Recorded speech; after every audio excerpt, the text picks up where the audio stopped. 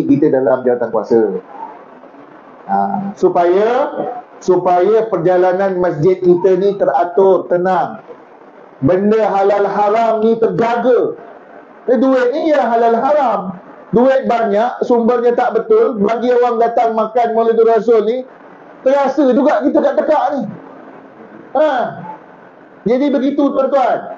Kena ada satu padu, kena ada gabungan. Orang muda pun ada peranan dia, orang tua pun ada peranan. Barulah sampainya mesej kenapa Nabi SAW bina masjid ketika sampai di Madinah. Masjid ni rumah Allah. Masjid ni lah satu-satunya wacana kita ni nak kenal dengan Allah. Dekat masjid ni lah, tuan-tuan duduk rumah, susah nak bawa kenalkan kepada Allah. Bawa datang masjid, anak-anak bawa datang masjid. Dia dengar hari ni ceramah agama, anak-anak ni ada. Tengok dia main air, dia minta apa ni, dia ambil air jagung, dia berlari sana, dia berlari sini. Tak apa. Biasakan dia dengan masjid. Terus budak tu lari daripada nak ambil air jagung. Saya tegur spontan je. Tak, dik, ambil satu balang pun tak apa. Budak-budak dia berlari, dia akan tuan-tuan. Yang saya takut bapak budak ni berlari. Kalau bapak budak berlari, saya akan mulakan penutup saya. Jadi inilah kita, bagaimana kita menjaga masjid. Kerana inilah matlamatnya Rasulullah sallallahu alaihi wasallam bina Masjid Nabawi ketika mana sampai di bumi Madinah. Sebelum tu lagi, ketika singgah di Quba, Nabi dah buat Masjid Quba dah. Sampai di Madinah, Nabi buat Masjid Nabawi lebih besar, lebih cantik, kerana orang di Madinah lebih ramai. Gitu tuan-tuan. Jadi institusi masjid ni kena jaga. Saya cakap macam ini dengan orang kampung Pekalan Raja ni tuan-tuan. Kenapa? Sebab kita ni, orang kampung ni tak ramai. Tapi saya dah cakap tadi dengan Tok Ketua Kampung ni tadi. Tok jaga betul-betul ni orang kampung ni. Pasal saya masuk bandar, masuk kampung. Masjid bandar saya selalu pergi, masjid kampung pun saya selalu pergi. Lagilah tuan-tuan, dekat Batu Pahat, dekat Muar tu, kampung parit banyak betul, parit kasut pun ada. Tanya surau, setiap parit ada surau. Tapi bila tanya balik, ada orang tak ada orang. Yang sembahyang ni 3 orang. Yalah, kadang-kadang ramainya orang yang dekat parit ni tuan-tuan, anak-anak dia dah. Yang generasi yang pertama, yang kedua dah tua, ada yang dah meninggal. Anak-anak muda pula ramai yang dah merantau keluar. Jadi kita di kampung Pekalan Raja ni pun nasib baiklah ada jalan besar ni, akses daripada Johor Bahru ke Pontian. Ramai orang bekerja ke Johor Bahru, Singapura, lalu jalan ini. Muncul. Tapi itulah nasib dok kampung ni tuan-tuan. Makin lama dia punya generasinya makin hilang. Ada yang berkahwin ikut suami, ada yang dapat pendidikan tinggi bekerja dekat Kuala Lumpur. Yang tinggal-tinggal kita ni, inilah sikit-sikit ni. Ada orang muda datang, alhamdulillah, bagus lagi, dah cukup bagus dah. Ada yang saya pergi masjid Maulid, ceramah Maulid ni tuan-tuan, ini semua 40 tahun ke atas ni, 50 tahun ke atas pun ada. Macam orang muda tak ada kat rumah semua, Ustaz. Alhamdulillah. Jadi jaga betul-betul. Inilah keluarga kita kecil-kecil. Keluarga kita kecil ni, inilah jaga. Kalau berpecah, semua akan tanggung musibah. Semuanya jadi tak tenang. Semuanya jadi, masjid kita akan tak sedap. Tak sedap, nak datang pun tak sedap. Sebab inilah kadang-kadang perkara-perkara kecil yang terjadi. Jadi jagalah betul-betul masjid kita ini. Siapa pun lepas ni dilantik menjadi jawatan kuasa, ini kan penggal nak peralihan ni kan. Saya tahulah pasal kita tengah sibuk ni. Kalau di Jabatan Agama bahagian masjid ni tengah sibuk, kumpulkan ni. Sebab 2026 dia ada kumpulan jawatan kuasa baru. Yang sekarang ni berakhir 2025. Banyak file-file, cadangan-cadangan jawatan kuasa baru seluruh negeri Johor ni dikumpulkan. Kita mesyuaratkan, kemudian akan di-endorse oleh Jawatan Kuasa Majlis Agama Islam Negeri Johor, kemudian akan dikeluarkan sebagai rasminya dilantik. Jadi ada orang-orang muda ni ajak sikit. Dia orang sibuk macam mana pun, Hujung-hujung minggu suruh dia datang. Syuarat sekali-sekala dengan dia. Gunakan ilmu dan kepakaran yang dia ada. Supaya kita ni jadi lebih rahmah lah dalam kita punya kampung ni. Muslimin muslimat yang dirahmati oleh Allah Subhanahu Wa Taala sekalian. Boleh sambung lagi ke ni? Muka macam dah tak boleh bincang lagi dah ni. Ini lapor lah tu, saya ingat dia orang. Saya ni dia dah bagi mihun tadi. Saya tak ambil nasi berat ni, saya mihun saja. Dia orang nak ceramah ni, dia tak boleh makan berat-berat, tuan-tuan. Tak, dia suara dia tak naik. Ini macam tak sempat 3 ni. Mam, tak sempat 3 ni. Saya rasa 2 je ni. Yang kedua, ini yang pertama tadi, kenapa pentingnya kita ingat Nabi? Nabi jasanya banyak, ingatkan kita dengan Allah. Yang kedua, tuan-tuan, dan mungkin yang terakhir. Ustaz kata 3 tadi. Yalah, dah hujan apa benda semua, tolak. Jadi dah 2. 3 nanti saya datang lain kali. Yang ketiga ni tuan-tuan, Yang kedua ni tuan-tuan, kenapa pentingnya Rasulullah sallallahu alaihi wasallam pada diri kita? Saya nak bawa tuan-tuan untuk kita dengar satu hadis yang panjang lebar. Hadis yang sebut cerita ni Rasulullah sendiri. Hadis ni cukup dekat dengan hati kita. Kerana apa? Kerana hadis ni cerita tentang kematian. Dan dalam hadis bercerita tentang kematian ini, ada rupanya satu benda yang penting yang ada pada diri Rasulullah sallallahu alaihi wasallam bagi kita umat. Hadis ni berbunyi sedemikian, tuan-tuan. Saya baca sikit-sikit lah supaya kita faham. Pada satu ketika Rasulullah sallallahu alaihi wasallam pernah bersabda, "Innal 'abda idza wudi'a fi qabrihi." Sesungguhnya seorang hamba itu apabila dia telah meninggal dunia dan dimasukkan ke dalam kuburnya. Ni saya kata hadis ni dekat dengan diri kita. Pasal hadis ni cerita tentang kematian. Apa yang berlaku selepas kita mati besok? Ni saya nak ceritakan. Nabi ceritakan kepada kita, saya nak ceritakan balik kepada tuan-tuan. Apa yang berlaku selepas kematian? Jangan ceritalah bila tu. Itu semua kerja Allah. Muda ke tua ke tak kisah. Yang penting kita akan tahu apa yang berlaku setelah kita mati besok. Kata Nabi SAW, seorang hamba apabila dimasukkan ke dalam kuburnya, dah selesai mandi, dah selesai kapan, dah selesai disolatkan, bawa pergi ke kubur, liang lahat dah tersedia, masukkan kita jenazah mayat ni dalam liang lahat. Wa tawalla anhu ashabuhu, kata Nabi. Lepas dah siap-siap tanam, dah talqin apa benda semua, wa tawalla anhu ashabuhu, kaum-kaum keluarga kita ni mula balik satu-satu. Anak kita balik, cucu kita balik. Kalau orang perempuan meninggal, yang paling balik awal siapa? Suami. Pasal dia nak cari janda lain agaknya. Laju dia balik. Dia orang pertama balik katanya. Dia jaga suami juga. Jaga masing-masing. Tapi kalau yang meninggal ni suami, isterinya Allah, dia punya sedih, dia makan tahun. Ini orang perempuan dia, jiwa ni kuat. Lelaki ni laju, dia orang paling awal balik katanya. Jadi seorang akan balik. Ni Nabi akan cerita. Wa tawalla anhu ashabuhu wa annahu la yasma'u qur'an alihim. Kata Nabi, ni menarik ni tuan-tuan. Ni menarik. Nabi kata apa?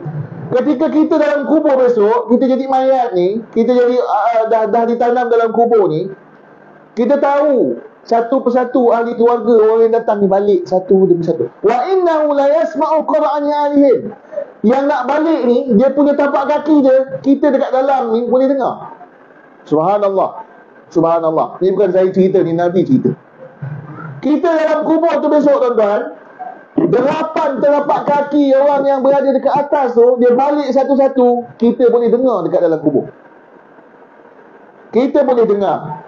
Selepas mereka pulang langsung ke semuanya, kata Nabi SAW, atahu malakani fayuqidani. Habis saja dia orang balik, dua malaikat akan terus datang kepada kita, fayuqidanihi, maka kita akan didudukkan oleh malaikat tersebut. Ada yang tanya, liang lahat tu kan kecil je, baring dekat dalam tu, diletakkan pula papan, nak duduk macam mana? Itu jangan tanya. Kalau ada yang tanya tu, saya jentik telinga dia. Janganlah tanya macam tu. Ini dah namanya alam roh, alam barzakh, bukan alam dunia. Kalau tuan-tuan hidup tu ditanam macam tu, memang tak boleh duduk. Ini dah masuk alam roh, dah masuk alam barzakh. Malaikat datang pun kita tak nampak. Tapi malaikat datang, dia akan dudukkan si mati. Lalu malaikat akan bertanya, ma kunta taqulu li hadzal rajul, yakni li Muhammad sallallahu alaihi wasallam. Antara soalan terawal yang ditanya oleh malaikat Munkar dan Nakir adalah, apa yang kau tahu tentang lelaki ini, merujuk kepada Rasulullah sallallahu alaihi wasallam. Ini Nabi cerita bahawa antara soalan yang terawal, soalan dalam kubur besok adalah, apa yang kau tahu tentang lelaki ini. Jadi si mayat ini tadi akan nampak Rasulullah sallallahu alaihi wasallam, gambaran Rasulullah sallallahu alaihi wasallam berada dekat depan dia. Walaupun kita tak kenal Nabi tu rupa dia macam mana, tuan-tuan, kena ingat, ni alam kubur. Yang jawab tu bukan mata kita. Yang jawab tu adalah amalan kita. Amalan kita yang akan kenal dengan Rasulullah sallallahu alaihi wasallam. Fa'amal mu'min, kata Nabi sallallahu alaihi wasallam, ada pun orang mukmin yaqulu ashhadu anna Allah yashhadu annahu Rasulullah wa abduh. Orang mukmin dia akan jawab dengan kedua malaikat, dia akan kata bahawa ini adalah hamba Allah dan Rasulullah, pesuruh Allah. Lalu dua malaikat ni kata apa, tuan-tuan? Unzur ila maq'adika minan nar qad abdalakallahu bihi maq'adan minal jannah. Wahai si mayat, kau tengok dekat sana, itu adalah neraka. Asalnya Allah telah cipta neraka untuk engkau, dan kau tengok di sana, itu adalah gambaran tempat engkau di syurga. Allah. Orang beriman dia dah nampak gambaran. Bila dia kita ni, tuan-tuan, Nabi sebut innal qabr awwalu manazil akhirah. Kubur ni adalah checkpoint pertama. Faman naja minhu fama ba'dahu aisara minhu. Kalau kita lepas soalan kubur, insya-Allah dekat akhirat nanti mudah untuk kita. Tapi kalau kita tak lepas, faman lam yanju, siapa yang tak lepas dengan soalan kubur ini, fama ba'dahu ashadda minhu. Selepas daripada itu besok akan lebih sukar dia punya jalan. Jadi orang beriman ni, automatik amalan dia akan jawab, ini adalah hamba Allah dan ini adalah pesuruh Allah, iaitu merujuk kepada Nabi Muhammad SAW. Jadi malaikat ditunjukkan dia, fayarahuma jami'an, dia nampak syurga, dia nampak neraka. Sayyidina Qatadah kata dalam riwayat yang lain, wa yufsahu lahu fi qabrihi, kubur dia akan jadi luas. Liang lahat yang kecil tu, tuan-tuan, yang nak ke kiri ke kanan pun kita tengok daripada atas tu macam tak boleh mayat ni. Apa yang berlaku? Wa yuslahu lahu fi qabrihi, kubur dia akan menjadi seluas-luasnya, jadi macam taman permainan untuk si mati. Ini alam barzakh, alam yang kita, dimensi lain kita tak nampak. Wa ammal kafir wa ammal munafiq wal kafir, adapun kata Nabi, orang munafik dan orang kafir, fayuqalu lahu, dikatakan, ditanya pula kepada orang munafik dan orang kafir, ma kunta taqulu li hadzal rajul. Sama juga gambaran Rasulullah ada muncul. Dia tanya, siapa ni, kau kenal tak ini? Lalu orang kafir dan orang munafik menjawab, la adri, aku tak tahu. Sesungguhnya aku mengatakan ma yaqulun nas, sesungguhnya aku hanya mengikut cakap-cakap manusia sahaja. Fayuqal, maka kedua malaikat ni dia kata, la daraita wa la taraita, engkau tak tahu, dan dulu ketika di dunia engkau tak nak ambil tahu. Fayadribu, disebutkan wa yudrabu bimatariqa min hadid.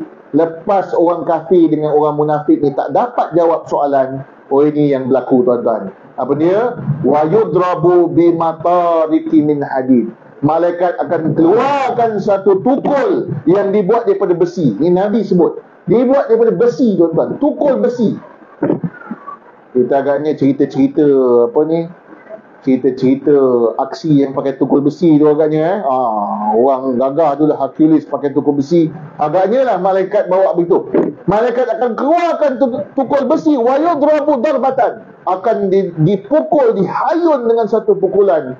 Siapa mayat yang kena pukulan daripada tukul besi tersebut, menjerit-jerit tuan-tuan. Fayusihu sayhatan, dia akan menjerit dengan sekuat-kuatnya. Yasma'uha man yalihi, semua akan dengar jeritan tersebut. Ghairas thaqalaini, kecuali manusia dan juga jin, kata Nabi SAW. Jadi tuan-tuan, ni yang perkara yang kedua ni saya nak kata, kenapa kita kena kenal Nabi SAW, kenapa kita kena ingat Nabi. Yang pertama tadi, jasa Rasulullah ingatkan kita kepada Allah satu kali.